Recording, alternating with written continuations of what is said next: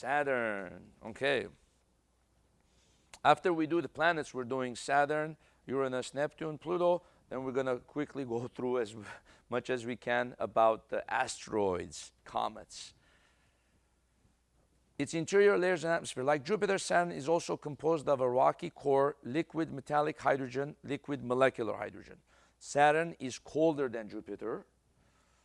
This means that the cloud layers form deeper in its atmosphere than Jupiter's. See, the cloud layers form deeper, which makes them harder to see from the outside. They are better hidden than Jupiter's cloud layers. So they form deeper in the atmosphere.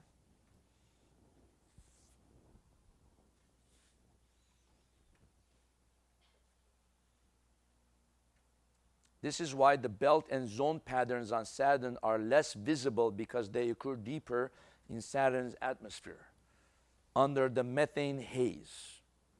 Saturn has the strongest wind pattern in the solar system. Strongest winds, especially at its equator.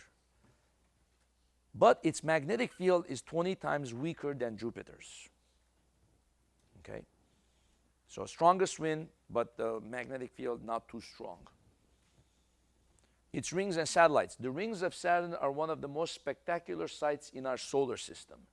Rings are believed to be formed by the collision with comets and asteroids. The order of the rings goes from this. C, in other words, the ring that is closest to the planet is the ring C. Then B, then A, then F, then G. And you might say, why didn't they just go A, B, C, D, you know? I believe the way that they do it is the first discovered one they call A. Well, the first discovered one isn't necessarily the closest one. So A, then the second discovered one, B, and so on, you know. So it goes C, then the B, then A. That's the first discovered, then F, and G. The Cassini division is the division between the A and B. Between the A and the B, there's a division. There's a division there that there are not too many comets in there. It's just a gap, okay? And it's named after Cassini. That's why Cassini spacecraft went to Saturn. Cassini was one of the first ones to notice Saturn, that Saturn has rings, you see. So we often name it after scientists. Some of the rings, like the F ring of Saturn, are confined on either side by moons called shepherd moons, which are two moons on both sides, which help make the rings narrow and sharp. So the word, we get this from shepherds, like the shepherds herd the sheep and they shepherd them. These are two moons that on either side of the ring, and they help keep the ring narrow, okay? The divisions are believed to form from resonant patterns with the moons of Saturn.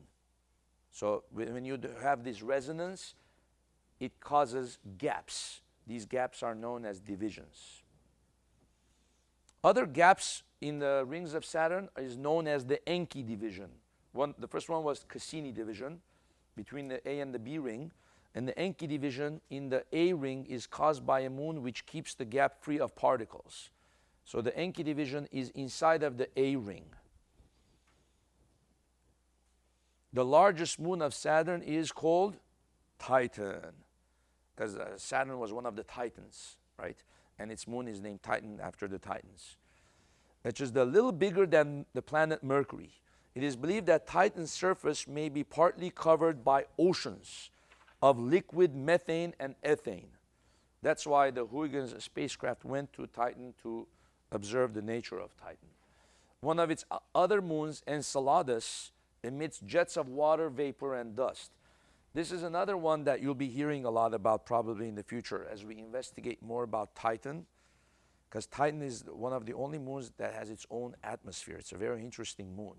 Enceladus is interesting because we've noticed jets of plumes of gas there. It seems to be active.